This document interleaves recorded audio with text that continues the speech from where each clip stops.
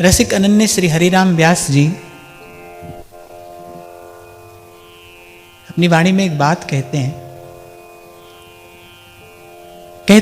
परम पद कहत कौन सो लोग, को तहां ते गयो न आयो ऐसो सुख संजोग। व्यास जी कह रहे हैं कि मैं सोचता हूं परम पद किसे कहते हैं, क्या है वो परम पद जिसकी बात वेद पुराण करते हैं, जिसकी बात संत सयाने करते हैं। कहां है वो परम पद, कैसा है वो परम पद, क्या है वो परम पद। तो व्यास जी कहते हैं को तहां ते गयो ना आयो। अब कोई वहां जाकर तो आया नहीं, किसी ने वहां से लौटकर तो बताया नहीं कि भाई ये परम पद है और ऐसा परम पद है। किसे कहते हैं परम पद। और आपको स्मरण हो तो कभी मैंने भी पूर्व में आपसे निवेदन किया था कि भक्ति न तो बीते कल पर ध्यान देती है, ज्ञान और कर्म आदि तो बीते कल पर ध्यान देते हैं। वो तो कहते हैं कि भाई इससे पहले आपने क्या किया है, आपकी योग्यता क्या है।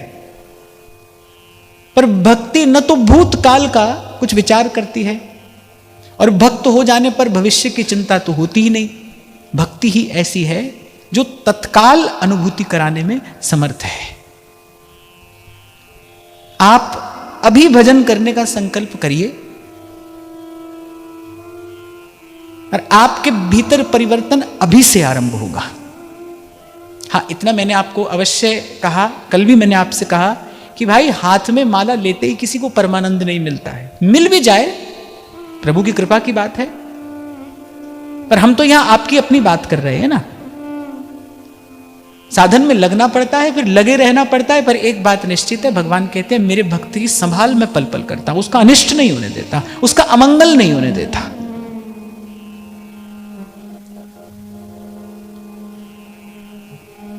तो भक्ति बीते वाले कल और आने वाले कल की बात नहीं करती, आज की बात करती है, अभी की बात करती है।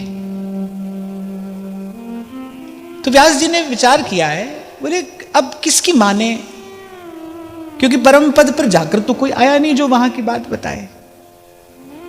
फिर व्यास जी बहुत विचार करके कहते मेरे मते साधु, जो साधुता है ना, यही परम पद है। साधुता माने संसार के प्रपंच से मुक्त होकर भगवान का हो जाना। मेरी दृष्टि में तो वही साधु है, जिसके भीतर से संसार के प्रपंच की निवृत्ति हो गई है, प्रभु का हो गया है, जो वही तो साधु है।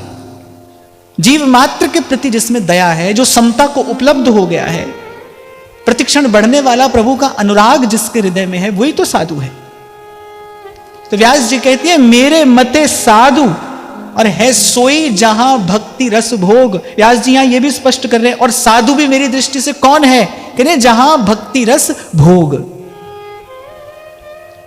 और भक्ति, इस पर तो हम सदा से चर्चा करते ही आ रहे हैं। कल भी मैंने आपसे कहा कि 3 बातें यदि जीवन में आप नित्य धारण कर लें तो फिर वो भक्ति को पुष्ट करने वाली हैं। श्रवण, कथन और सुमिरन, नाम का आश्रय और सत्संग, ये 2 बातें। कथन श्रवण अर्थात कहना सुनना, और कल मैंने स्पष्ट किया था कि कहने सुनने वाला कोई मिले तो भी ठीक है, न मिले तो अपने मन को ही सुनाना है। और मुझे तो लगता है ये श्रेष्ठ सत्संग है, ये श्रेष्ठ सत्संग है। इससे भक्ति पुष्ट होती है। जैसे उत्तम भोजन माने शुद्ध भोजन अगर कोई दीर्घ काल तक करता रहे तो उसके शरीर के ओज और तेज की वृद्धि तो होती है, उसका बुद्धि और बल तो बढ़ता ही है, पर उसकी रोग प्रतिरोधक क्षमता वो भी बढ़ जाती है। अच्छा भोजन करने से क्या होता है, ओज तेज की वृद्धि तो होती है, लेकिन रोग प्रतिरोधक क्षमता भी बढ़ जाती है। माने निरोगी काया तो मिलती है, अगर रोग का आक्रमण हो जाए तो भी शरीर झेल लेता है, जिसको आप इम्यूनिटी कहते हैं। ऐसे ही यदि आप विशुद्ध सत्संग का सेवन कर रहे हैं तो उससे आपके भाव देह की तुष्टि पुष्टि तो होगी, उसकी रोग प्रतिरोधक क्षमता भी बढ़ जाएगी। और भाव देह के रोग प्रतिरोधक क्षमता का अर्थ क्या है कि जब कोई प्रतिकूल परिस्थिति आएगी या फिर जब कोई विचार में कोई विकार उत्पन्न होगा तो आप अपने मन को संभाल पाएंगे, आपका मन शिथिल नहीं पड़ जाएगा, आपका मन दुर्बल नहीं हो जाएगा। देखो एक बात मैं यहां आपको अपने अनुभव से कह रहा हूं कि साधक जीवन में अंत तक विकारों का आक्रमण होता ही रहता है। किसी ना किसी प्रकार का विकार जो है वो साधक के मन को आक्रांत कर लेता है, कर सकता है, क्योंकि मैंने आपसे कई बार कहा कि जीव अपना कार्य करता है, भगवान अपना कार्य करते हैं, और भगवान की माया भी अंत तक अपना कार्य करती ही रहती है। तभी रसिक अनन्य नृपति श्री स्वामी हरिदास जी महाराज कहते हैं, कबहू मन इत उत चल जात। मन में विकार आ जाए ये कोई बड़ी बात नहीं है, पर हम उस विकार के सामने झुक न जाएं, हार न जाएं। विकार आ जाए चिंता की बात नहीं है, पर हमारा मन जो है वो सबल हो, विवेक जगा रहे, ताकि उस विकार की अवस्था से हम अपने मन को निकाल कर ले जा सकें। इसको और समझने का प्रयास करना, जैसे शरीर के पास एक होती है ना रोग प्रतिरोधक क्षमता, कि कोई रोग आ भी जाए तो पहली बात तो उसका प्रभाव नहीं होगा, होगा भी तो 1-2 दिन में आकर निकल जाएगा। जब कोरोना का आक्रमण हुआ तो कुछ लोग थोड़े बीमार हुए, कुछ लोग बहुत बीमार हुए, कुछ लोग ऐसे भी थे जो एसिम्प्टोमेटिक थे, माने उनको वो छूकर चला गया और उनको ही पता नहीं चला, उनकी रोग प्रतिरोधक क्षमता जो थी वो बहुत अच्छी थी।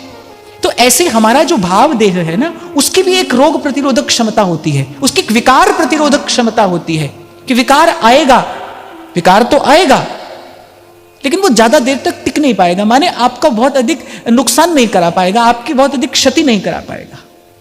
अब देखो कुछ लोग ऐसे भी थे जिनको अपने प्राण ही गंवाने पड़े।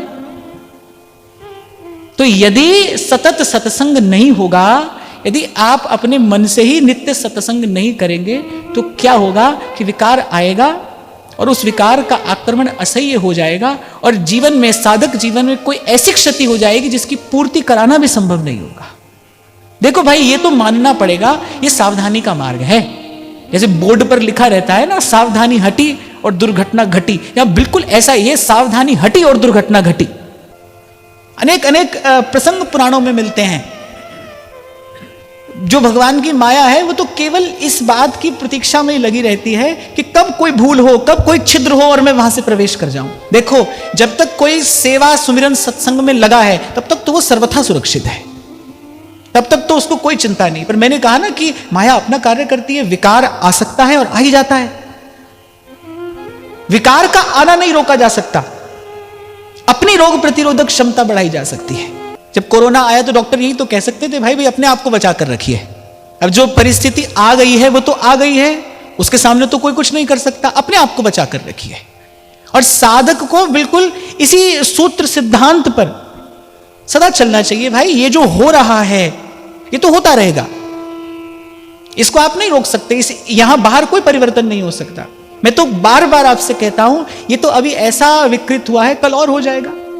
हमारे बाबा कहते थे बेटा, आज संत मिल रहा है, आज साधु मिल रहा है, उसका दर्शन कर लो, उसका सत्संग कर लो, कल नहीं मिलेगा। मैं जब आया वृंदावन तो हमारे बाबा हमसे बात बार बार कहते थे, बोले बेटा ये जो आज संतन को दर्शन हेरो है, कल ना होएगो। अब ये बात समझ में आती है, जिस तीव्र गति से ह्रास हो रहा है मानव मूल्यों का। तभी कबीर ने कहा, लाख कोस पे दिया भरेगा। कबीर जी की वाणी में लिखा है, कहे लाख कोस पे दिया भरेगा। दिया भरेगा अर्थात कि लाख कोस पे कोई एक जागृत व्यक्ति, एक जागा हुआ मिलेगा, बाकी सब सो जाएंगे। मोह निद्रा में सब सो जाएंगे, कोई होगा जो जागेगा। और मैं कई बार आपसे कहता ही हूं, भाई जो जागा है वही तो जगाएगा, सोया कैसे जगाएगा? जो बंधा है वो किसी को कैसे मुक्त करेगा? आपके हाथ बंधे हो, कौन खोलेगा? जिसके खुले होंगे। संत कहते हैं कि भाई सब सो जाएंगे, कोई बिरला होगा जो जागेगा।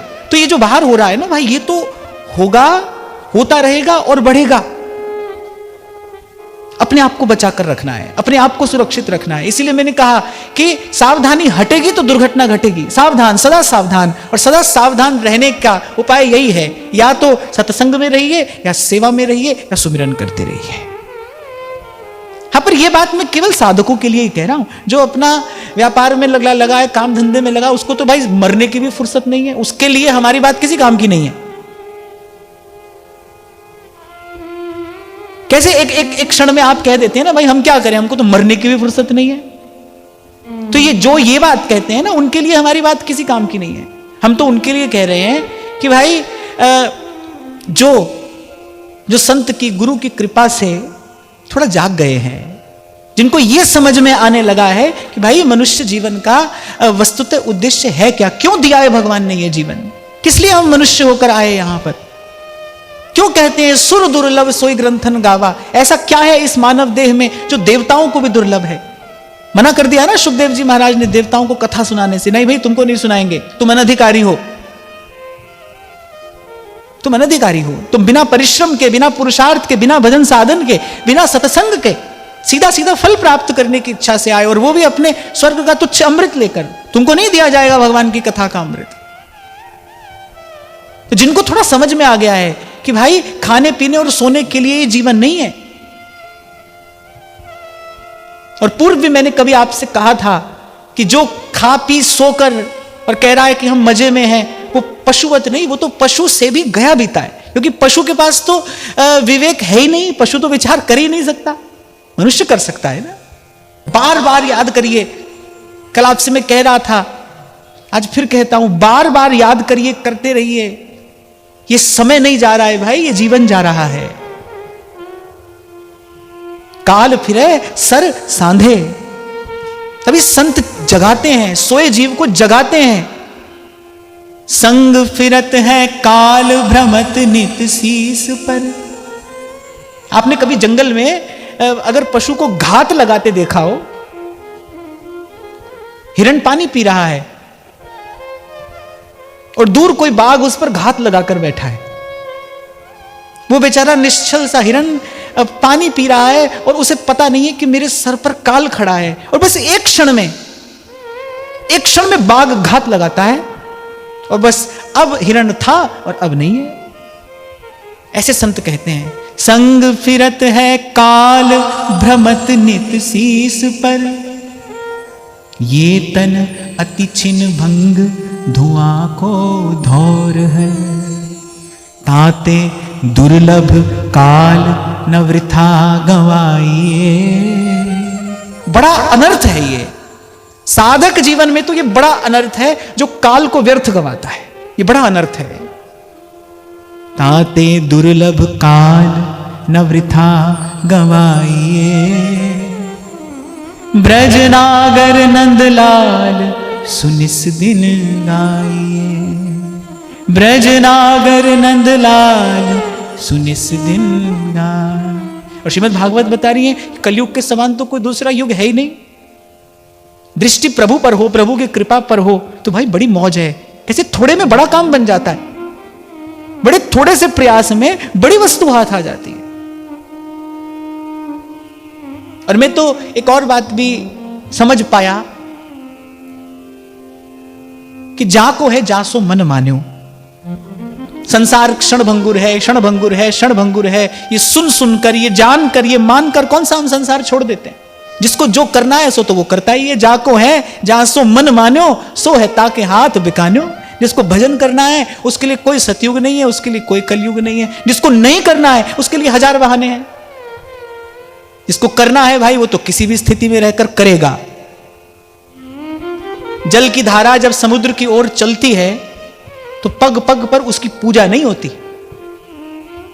वो ध्यान से सुनना, नदी की धारा जब समुद्र की ओर जाती है तो उसकी पूजा नहीं होती। बड़ी बड़ी चट्टानें आती है मार्ग में उसका मार्ग रोकने के लिए, बड़े बड़े अवरोध आते हैं उसके मार्ग में, पर वो किसी की सुनती नहीं, वो किसी से पूछती नहीं। सामने उसका लक्ष्य है समुद्र।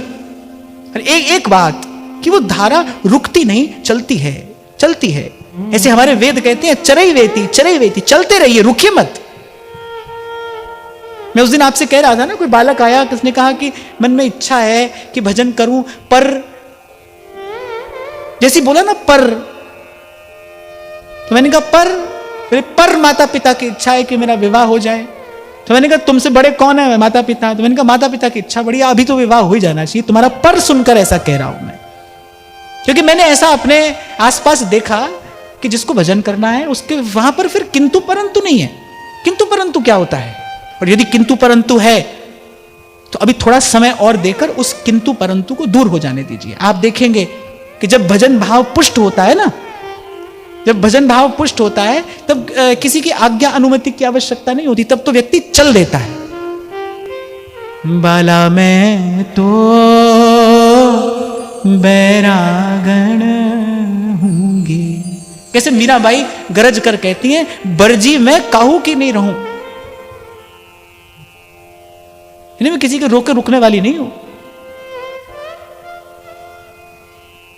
तो जब तक किंतु परंतु है तब तक तो धीरज धरना चाहिए। पर मैं ये कह रहा था कि ऐसा क्षण भंगुर जीवन है, काल घात लगाकर खड़ा है, अगले पल क्या होगा खबर नहीं। अरे दूसरे की क्या अपनी खबर नहीं है। मैं क्यों बार बार आपसे कहता हूं भाई, आपके आशीर्वाद से हमको साधक ही बने रहना है, क्योंकि आज मैं यहां से ये बड़ी बड़ी बात आपसे कह रहा हूं, कल मेरे जीवन में क्या हो जाए मुझे भी खबर नहीं।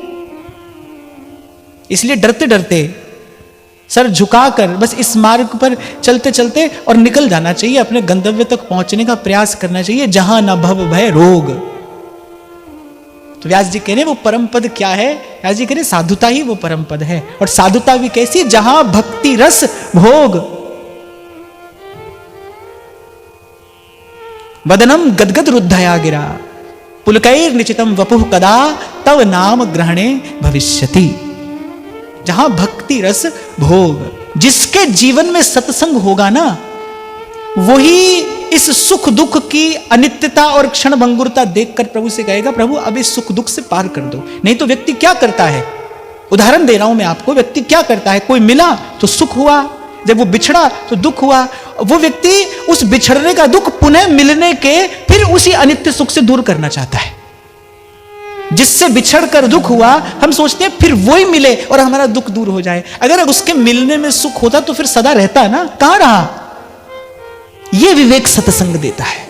मैं तो यही देख पाया हूं, यही अनुभव कर पाया कि जिसके जीवन में सत्संग है और जिसके जीवन में सत्संग नहीं है, उन दोनों के जीवन में क्या भेद होगा। एक करने से पहले सावधान हो जाएगा, एक करने के बाद रोता धोता मिलेगा। कर तो दोनों ही रहे हैं, लेकिन जिसके जीवन में सत्संग है, संत की कृपा से जिसका विवेक जग गया, वो करने से पहले सावधान हो गया। इतना विचार करना आ जाए ना, करने से पहले आप इतना विचार करना सीख लें कि भाई इस करने का परिणाम क्या होगा। आप देखेंगे जीवन के कितने अनर्थ निवृत्त हो जाते हैं। इतना सा विवेक जग जाए कि भाई जो मैं कर रहा हूं इसका परिणाम क्या होगा। अब देखो, पहले आप कांटा चुभाओ, फिर उस कांटे को निकाल लो। अब कांटा निकलने से जो सुख हुआ, उसके मूल में क्या था, हमारा कांटा चुभाना था ना। अब कांटा चुभाओ, फिर उसको निकालो और उसको कहो कि भाई हमको बड़ा सुख मिला, तो क्या ये सुख है? तो जीव जो है वो संसार में इस प्रकार के खेल में लगा है। पहले कांटा चुभाता है, फिर उस कांटे को चुभने से पीड़ा होती है, फिर उस कांटे को निकालता है और कांटे को निकालने से जो सुख होता है कहता है कि मुझे बड़ा सुख मिला। ये तो सुख नहीं है। इसलिए मैं कह रहा हूं भाई, जिसके जीवन में संत आएगा, जिसके जीवन में गुरु होगा, वो बताएगा सुख दुख का स्वरूप क्या है। सुख दुख में उलझना नहीं है, सुख दुख से पार जाना है, सुख दुख से न्यारा होना है। कई बार चर्चा होती है कि दुख से छूटने की प्रार्थना सभी के जीवन में है। जो भी मंदिर जाता है, जो भी प्रभु के सन्मुख जाता है, वो दुख से छूटने के लिए ही तो जाता है। पर ध्यान देना भाई, केवल दुख से नहीं छूटना है, सुख से भी छूटना है। सुख से भी छूटना है। और मेरे को तो ऐसा लगता है कि सुख की जो आशा लगी है ना, जो मिटाए मिट नहीं रही, हटाए हट नहीं रही। सेवक जी महाराज कह रहे हैं, आस की पास नहीं तोड़ जानी। ये इस पंक्ति का विचार करना चाहिए। सेवक जी कह रहे हैं, आशा की पाश में बंधा है जीव। बंधन किसका है? कि आशा की रस्सी में जीव बंधा है। आशा किससे है? संसार से, इसलिए दुख पा रहा है। इसलिए संत कह रहे हैं, आशा राम जी से कर लो। आशा एक राम जी से, दूजी आशा छोड़ दे। नाता एक राम जी से, दूजा नाता तोड़ दे। ये पंक्तियां गाने में तो आपको बड़ा आनंद आता है। आप, मैं देखता हूं आप बड़े आनंद से गाते हो, पर आप कभी कभी एकांत में इसका विचार भी किया करो। आशा की रस्सी से ही जीव बंधा है। और रस्सी में जैसे दो तंतु होते हैं ना, बटके बनाई जाती है रस्सी। इसमें एक आशा क्या है? संसार का दुख समाप्त हो जाए। दूसरी आशा क्या है? संसार का सुख मिल जाए। ये दो आशा है। इसकी रस्सी बनी है, इससे जीव बंधा है। एक है दुख छूट जाए और दूसरा संसार से सुख मिल जाए। खूब गाते हैं प्रभु के सामने जाकर, दुख छूटे दुख छूटे। अरे संसार का सुख भी तो समाप्त हो। सत्संग नहीं हो तो ये कौन बताए कि प्रभु से जाकर क्या प्रार्थना करनी है। प्रभु से यही कहना है, प्रभु अब इस सुख दुख से न्यारा करिए। अब मैं नाचो थक्यो गोपाल। आहा, सूरदास जी कहने प्रभु अब मैं थक गया, अब मैं सुख दुख के इस खेल से थक गया। कभी हारा कभी जीता, कभी कभी पाया कभी गंवाया, कभी कभी जन्म और कभी मरण। हे प्रभु अब इस खेल से छुड़ाइए, अब इससे मुक्त करिए। बस व्यास जी कह रहे हैं कि वही परम पद है। इस द्वंद्व से मुक्ति का नाम ही परम पद है। साधु कौन है? जो सुख दुख से न्यारा हो गया है। साधु के जीवन में जो आनंद है, वो आनंद का कारण क्या है? क्योंकि उसके जीवन में न लेना है न देना। जब तक लेना देना है तब तक सुख दुख है। साधु के जीवन में लेना देना नहीं है। और मैं बड़ी विनम्रता पूर्वक आपको कह रहा हूं, पूर्व भी मैंने आपसे कहा था, इस केवल दर्शन से नहीं, संत को तो उसके आभा मंडल से अनुभूत किया जाता है। हमारे यहां तो साधु के वेश को भी प्रणाम किया है, साधु के वेश की भी पूजा की गई है। भक्तमाल जी में तो ऐसा ऐसा चरित्र आता है कि केवल साधु के वेश की आराधना करके किसी ने भगवान को रिझा लिया, भगवान को पा लिया, प्रभु को अपने बस में कर लिया।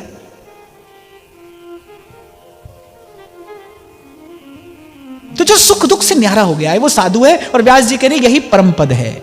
और मनुष्य का जीवन इसी परम पद पर आरूढ़ होने के लिए मिला है। अरे व्यास जी कह रहे हैं यही मिलता है परम पद। परम पद पर बैठने के लिए ये मनुष्य का देह मिला है, कहीं और नहीं मिलता है परम पद। आप सोचो कि कहीं और बड़ी सुंदर सोने चांदी हीरा मोती की कुर्सी बनी है, वहां जाकर बैठोगे। व्यास जी कह रहे यही है परम पद। गा गाकर संत कहते हैं जीते भेटिए, यही है वो जीवन मुक्ति, यही है वो परम पद। दोनों के भावों में थोड़ा थोड़ा भेद है। व्यास जी कहते हैं भाई हरि की भक्ति परम पद है, कि केवल गुरु से नाम या मंत्र लेकर दीक्षा नहीं होती, इससे दीक्षा की प्रक्रिया पूरी नहीं होती, इससे दीक्षा का संस्कार पूरा नहीं होता। गुरु से कुछ लेकर फिर गुरु को कुछ दिया भी जाता है। गुरु को क्या दिया जाता है? अपना मन दिया जाता है। मन माने अपने सारे संकल्प विकल्प अब समर्पित कर दिए। ये भक्ति की सरलतम व्याख्या है और स्पष्टतम व्याख्या है। जोई जोई प्यारो करे सोई मोह भावे, भावे मोह जोई सोई सोई करे प्यारे। जब अपना मन नहीं है फिर अपना संकल्प विकल्प कहां से आएगा? संकल्प विकल्पात्मकम अंतःकरणम इति मनः। संकल्प विकल्प का नाम ही मन है। तभी तो जब श्री उद्धव जी ने गोपियों से कहा ना मन लगाकर मेरी बात सुनो, गोपियों ने कहा मन ही तो नहीं है हमारे पास, अब बात तेरी बड़ी पेचीदा है। यानी कोई सीधी सरल बात तो उद्धव जी बता नहीं रहे थे। वो उपनिषदों का सार स्वरूप ज्ञान गोपियों को दे रहे थे। गोपियों ने कहा बात तेरी बड़ी पेचीदा है, बिना मन लगाए समझ में नहीं आएगी, और मन हमारे पास में है नहीं, मन ही तो नहीं है हमारे पास। मन के स्थान पर तो श्याम सुंदर हो गए, मन नहीं है हमारे पास। भाई इतनी सी बात पकड़ में आ जाए, आप देखो इसी जीवन में इसी क्षण सुख है, इसी जीवन में इसी क्षण में शांति है। इतनी सी बात समझ में आ जाए कि भाई अब हमारा कोई संकल्प नहीं है, कोई विकल्प नहीं है, अपनी कोई इच्छा नहीं है। खुसरो दो पंक्तियां कहते खुसरो बाजी प्रेम की मैं खेली पी के संग। खुसरो बाजी प्रेम की मैं खेली पी के संग। तन मोरा मन पीऊ का दोनों एक ही रंग। शरीर मेरा है पर इच्छा उसकी है। तन मेरा मन पीऊ का। और जो भी मस्त फकीर आनंद मग्न भक्त संत इस संसार में देखे गए वो इसी धरातल पर तो पहुंचे कि जो कुछ वर्ते सब तेरा भाणा और तेरा पाना मीठा लागे। अच्छा बुरा समाप्त हो गया, अब कुछ अच्छा नहीं है कुछ बुरा नहीं, क्योंकि जो है वो उसी का है। संत कहते हैं ना, साईं के सब जीव हैं, कीरी कुंजर दोए, किससे प्रेम करूं, किससे बैर करूं। बिहारी देव जी कह रही अब हो कासों बैर करूं, अब मैं किससे बैर करूं, ये सब तो उसी का है, फूल भी उसी का, कांटा भी उसी का, फिर किसमें प्रियता हो किसमें अप्रियता हो। इसलिए कल मैंने आपको सुनाया था कि मैं इस घटना का विचार कर रहा था कि देखो दोनों साथ साथ बैठे हैं, कबीर और कमाल, कबीर जी और उनके पुत्र साथ साथ बैठे हैं, चक्की चल रही है, एक हंस रहा है एक रो रहा है। क्या है, दृष्टि का ही तो भेद है, जिसकी जैसी दृष्टि है वैसी सृष्टि। कबीर जी की दृष्टि चक्की पर है, अब चक्की पीसती चली जा रही है सबको। कबीर जी कह रहे देखो दो पाटन के बीच में साबत बचा न कोई, पर उस समय कमाल जी की दृष्टि कहीं और है, वो कह रहे नहीं बचा है, कीली सो जो लग रहे वाका बाल ना बाका होए। आप चक्की चलाने वाले को देखिए, चक्की को मत देखिए। इसलिए आरंभ में ही मैंने आपको कहा यहां बाहर नहीं देखना भाई, संसार को देखोगे तो चिंता है, भय है, शोक है, रोग है, व्याकुलता है। इसको देखकर ही संत कह रहे हैं नानक दुखिया सब संसार दुखालयम अशाश्वतम, इसी को देखकर कह रहे हैं। फिर जिसकी दृष्टि बदलती है आप फिर कह रहे भाई इसके बाद फिर अपनी चतुराई मत करो। तभी ध्रुवदास जी ने कहा सकल सयानप छाण भज, दुर्लभ है ये बाहर। एक ये सिद्धांत समझ लो, फिर उसके बाद अपनी बुद्धि मत लगाओ, बुद्धि बड़ा उत्पात करेगी, बुद्धि तो उत्पात करती है। पर अभी हमको एक बहुत अच्छी बात भ्रमर गीत का गान करते करते मिल गई कि जब भ्रमर गीत का उपसंहार श्री नंददास जी करते हैं तो उद्धव जी क्या कहते हैं, कहते आज समझ में आया कि ये जो ज्ञान आज तक हमने अर्जित किया ये भी एक प्रकार की दुविधा ही थी, बोले ये भी एक प्रकार की दुविधा थी। आज हमको समझ में आया सच्ची वस्तु क्या है, आज हमको समझ में आया इस सारे संसार में, इस अस्तित्व में सबसे सर्वोत्कृष्ट वस्तु क्या है। उद्धव जी ने तो यहां तक ही कहा वृथा हो पढ़ मर्यो, वृथा हो पढ़ मर्यो। अरे बोले पढ़ते पढ़ते मर गए, पर वही दुविधा की दुविधा, आनंद में तो ये है।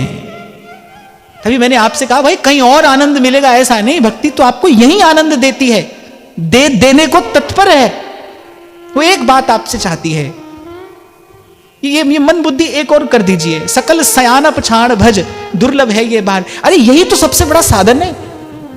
मैं जानता हूं जो मैं कह रहा हूं ये सरल नहीं है, मेरे लिए कहना, हमारे लिए गाना तो सरल है, हमने गाया जोई जोई प्यारो करे सोई मोए भावे, भावे मोए जोई सोई सोई करे प्यारे। आप सोचो जिसने अपने जीवन में इस बात को धारण कर लिया है कितनी बड़ी तपस्या कर रहा है।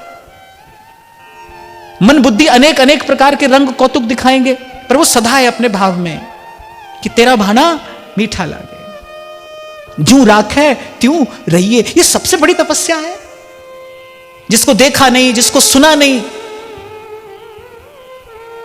केवल संत की गुरु की बात सुनकर मानकर और उसकी एक बात पर अपने जीवन की बाजी लगा देना कोई साधारण व्यक्ति ये काम नहीं कर सकता। इसीलिए मेरा कबीर कहता है भक्ति करे कोई सूरमा,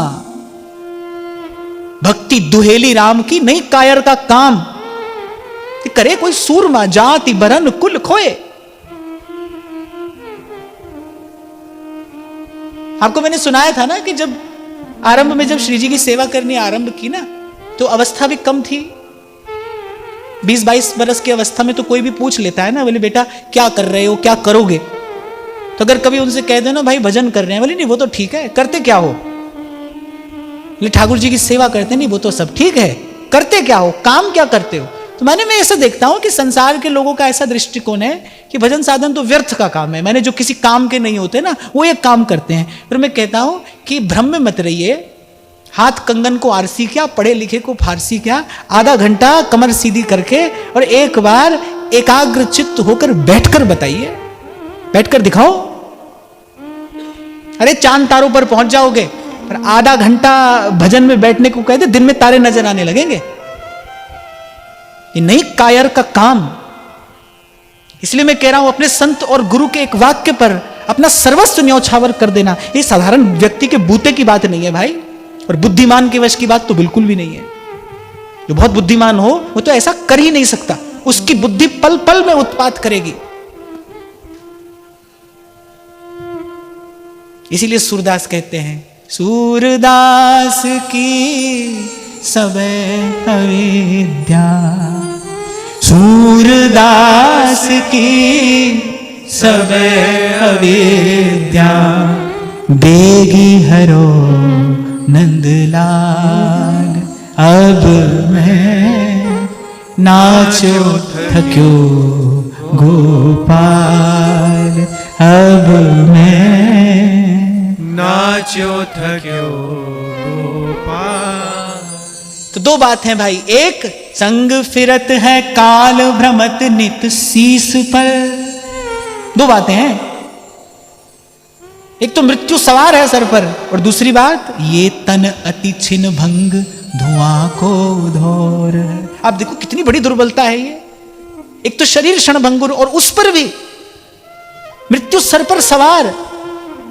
इन दोनों बातों का विचार करके ताते दुर्लभ काल न वृथा गवाइए, गाइए, ताते दुर्लभ काल न वृथा गवाइए, ब्रजनागर नंदलाल सुनिस दिन गाइए, ब्रजनागर नंदलाल सुनिस दिन गाइए। तो सार की बात यहां से ये ग्रहण करनी चाहिए कि भाई थोड़ा सा जीवन है, और इसमें जो सार की बात बुद्ध जनों ने, गुरुजनों ने कही है, बस अब कोई और विचार किए बिना, अब देर किए बिना तत्काल उसको ग्रहण कर लिया जाए। हरि पद भज न विलंब कर। जब आचार्य कहते ना अब देर मत करिए, पहले बहुत देर हो गई, पहले बहुत देर हो गई, अब और देर मत करिए। भक्ति मार्ग की तो ये करुणा है, भक्ति महारानी की ये दयालुता है। वो कहती है अरे गई सो गई, पर तू राख रही को जो है उसको रखिए, उसको संभाल लीजिए, उसको सहेज लीजिए। अरे 7 दिन में यहां संत लोग कृपा करके सत्संग का अमृत पिलाकर और जीव को भगवत प्राप्ति करा देते हैं 7 दिन में। और श्रीमद् भागवत जी में तो ऐसे ऐसे प्रसंग आते हैं कि एक घड़ी में भी किसी को भगवत प्राप्ति हो गई संत और सत्संग की कृपा से। यहां पर यह मत समझना कि भाई एक ही घड़ी में हो जाती है, एक ही घड़ी में तो भगवत प्राप्ति हो जाती है संत और सत्संग की कृपा से, तो अभी क्या शीघ्रता है। इसके साथ साथ फिर यह भी विचार करना, जन्म जन्म मुनि जतन कराही, अंतराम कही आवत नाही। कान खड़े हो जाएं अगर इन 2 पंक्तियों का आप विचार करने लगे। गोस्वामी जी कह रहे हैं जन्म जन्म मुनि जतन कराही। हम तो कुछ कर नहीं रहे, बोले योगी यति मुनि यत्न करते हैं, जन्म जन्म यत्न करते हैं, पर अंतराम कही आवत नाही। किसी ना किसी प्रकार से माया बुद्धि हर लेती है, भगवत विस्मृति हो जाती है। अंतराम कही आवत नाही। यह भी सत्य है कि संत और सत्संग की कृपा से एक क्षण में भगवत प्राप्ति हो सकती है, पर यह भी सत्य है कि जन्म जन्म मुनि जतन कराही, अंतराम कही आवत नाही। दोनों बातों का विचार करके फिर तो यही बात समझ में आती है, भाई जो गया सो गया, अब और देर नहीं करनी है। तीव्रेण भक्ति योगेन भजेत पुरुषम परम, अब और विलंब नहीं करना है।